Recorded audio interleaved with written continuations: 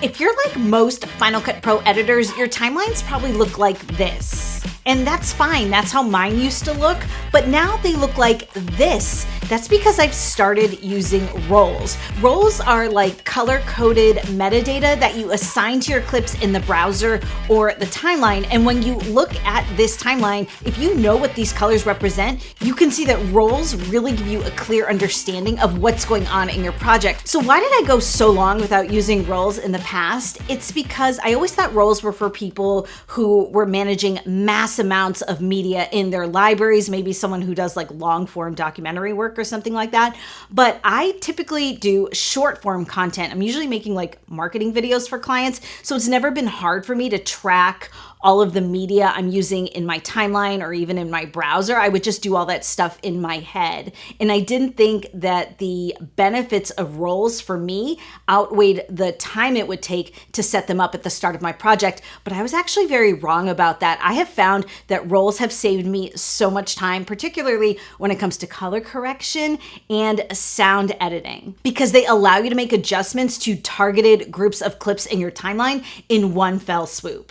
So in this video, I'm going to give you a basic crash course on assigning roles to your clips, and then I'm going to show you how I personally use them in a way that I think strikes a good balance between the time it takes to set them up and the benefits of editing with them once you get going.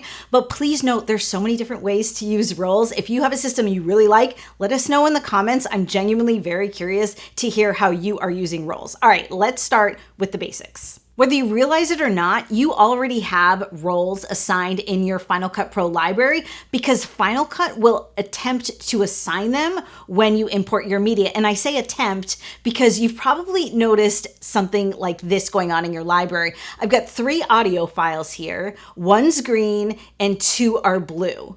By default, the green color assignment means that the element is a music cut. So when I imported this music, Final Cut Pro accurately recognized it, but it inaccurately recognized this one as dialogue. The default color for dialogue in Final Cut Pro is blue. And this one is also off because it's a sound effect. The default color for sound effects in Final Cut Pro is teal. But Final Cut Pro didn't detect that, so it also inaccurately assigned it the dialogue role. Let's correct it. So I'm going to select this music cut and right-click, and I'm going to navigate down to Assign Audio Roles. And you can see these 3 colors we talked about already: dialogue, effects, and music. Let's select music. And let's correct this one as well. Right-click, Assign Audio Roles, and Effects. So now these 3 are correct. So that's how you correct your audio roles, but you can also create your own. Let me show you that too. I'm going to head on over to my A-roll event, and I've got my waveforms enabled here. If you're not seeing your waveforms, just hit this button and check on the waveforms here. And you can see that my waveforms are blue, which means that Final Cut Pro assigned these the appropriate audio role, which is dialogue. But what I want to do is create custom roles for each interviewee in this library. So I'm going to select my first person. I'm going to right-click, Assign Audio Roles, but this time I'm going to navigate down to Edit Roles. And if I want to add a new audio role here, I can hit the plus sign, and I can call this role whatever I want. And we're going to get more into this, but typically I label my roles for the name of the person. And you probably don't like the color of this role. Maybe you do, but I definitely don't. If I hover my cursor, I can reveal this little color wheel to change my role color. And unfortunately, you can't just pick any color. You can only pick from this array. And then I hit the apply button. Now you'll notice my waveforms are still blue. This is actually a 2-step process. I do think they could streamline this. So now I'm going to right-click again, that same clip, assign audio role, navigate down to her name, and now she's purple. And if I drop her into my timeline, she's purple here too. Now you can also assign roles to clips that are already living in your timeline. So if I drag this clip down here, I can right-click, navigate over to Assign Audio Roles, and assign it here as well. But I would caution you that you want to assign your clips in the browser. Here's why. You'll notice in my browser, it's still reading that role as assigned as dialogue. So if you change it in your timeline, it's not going to change it in your browser. Conversely, if I select this next clip, drop it in my timeline, and then assign that an audio role, it changes it in my browser, but not my timeline. So for this reason, I totally recommend that you always assign all of your roles to your content in the browser before you drop anything to your timeline. That way your roles will match in the browser and timeline in one step. Now, the other thing you should know is that you can assign video roles to your clips as well. So I'm gonna right click this, navigate down to assign video roles and edit roles. And here are all my roles again. Let's select add video role. And this one I'm gonna call Lisa Peoples Video because I can't have two roles with the same name, even if one is video and one is audio. And I'm going to assign this its own totally different color. I'm gonna select this lime green color. I really wish they would give us different colors in this palette, by the way, and hit apply. And then again, remember the 2 steps. We've created the role. Now we need to assign it, but I'm still not seeing the lime green in this clip. I'm only seeing the purple. And if I drop it into my timeline, I'm still only seeing the purple. When do I get to see the lime green? It's when you right click this clip and expand your audio. Now I can see my video roll and my audio roll. So just know that whatever color you assign your audio roll will take precedence both in your browser and in your timeline unless you expand your audio in this way. So now let me show you my whole workflow for using roles. And I'm first going to start by removing all of the roles that we just created and starting from scratch by editing my roles and hitting the minus sign on each of these roles.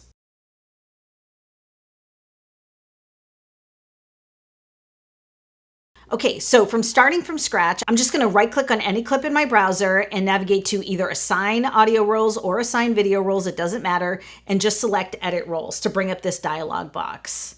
And from here, I'm going to create both video roles and audio roles for all of my interviewees. And what I personally like to do is assign the same color for each person's audio and video roles, but you don't have to do that. So once I've done that, I'm just going to hit apply. And then I have to go back into my browser and assign everybody their roles. So I'm just going to select multiple clips of the same person, right click and assign the appropriate audio and video roles to that person. So that's all the prep work I need to do. At this point, I would just start editing my project together, dropping in all my clips, and the roles don't matter for this part at all. So let's say I'm at this point in my timeline where I've really pulled it together. I've got all of my sound bites laid out. I've added some B-roll, I've got my music in there, and I've even got some graphic elements, which I also assigned roles here in my timeline. And now I'm ready to do my color corrections. And I like to do my color corrections with adjustment layers. And if you're not yet using adjustment layers in Final Cut Pro, I'm telling you, you are missing out. I have a whole tutorial about it that you should definitely watch if you're not yet using them. And I will link that down below in the description. So let me add my first adjustment clip into my timeline. And I'm going to trim it up just over my first interviewee here. And then let me add my color corrections to this adjustment clip.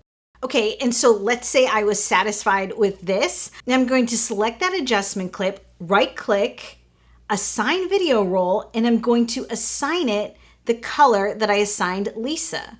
And now what I can do is take that adjustment clip and duplicate it anywhere I see Lisa in my timeline by holding down the Option key and clicking and dragging it over those purple sections. And then I'll do that again with my next interviewee.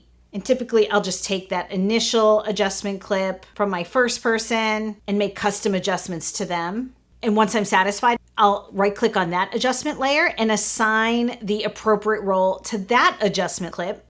And again, I'll copy and paste that adjustment clip over all of that person's clips in the timeline. And so on and so forth for everybody in my project. What this does is that at a glance, I can make sure that I'm applying the appropriate color correction to the appropriate person. And so if I decide to later on tweak that color correction, I can easily see where I need to replace those particular adjustment clips. So that's how I'm using it for color correction. Let me show you with audio editing. So from here, I'm going to open the index on the top left of my timeline. And let me snap my timeline to fit. What you want to do is navigate over to roles. And here you can see all of the roles that we've assigned content in our timeline. And then I'm going to hit this button, Show Audio Lanes. And what this does is it breaks up all of my audio into separate tracks here in my timeline. And the benefit of this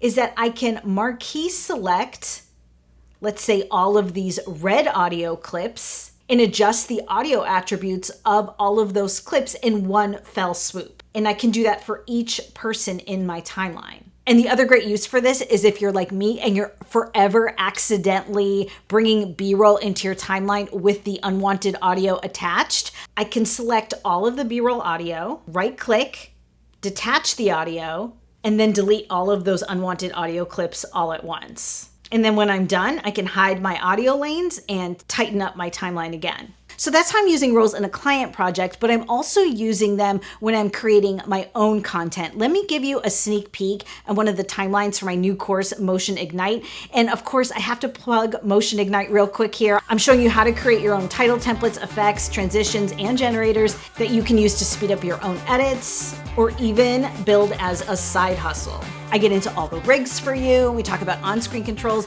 drop zones, and so much more. And we're doing pre-order pricing until launch day, which is this Thursday, October 2nd. And what I've noticed about so many people who've pre-ordered Motion Ignite is that a lot of them have taken my courses in the past, whether it be Final Cut Rockstar, Rockstar Next Level, or Motion Launchpad. And I love that because it tells me that they enjoyed those courses and they want to keep the learning going. So that's very flattering. And now it's time for me to embarrass myself by showing you this timeline in the works. So the secret you may not know is because my courses take me so long to shoot, I record them over a number of days without my lights on. And so this is really what it looks like behind the scenes.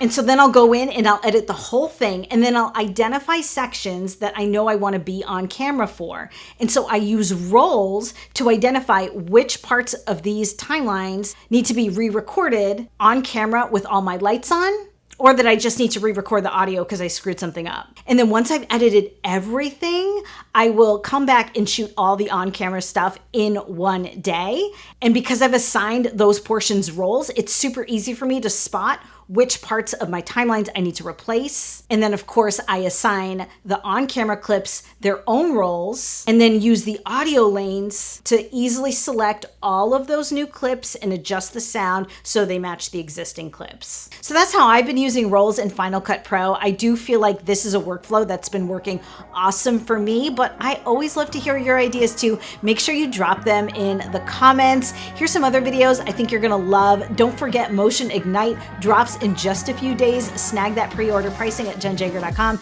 You guys, thank you so much for hanging out.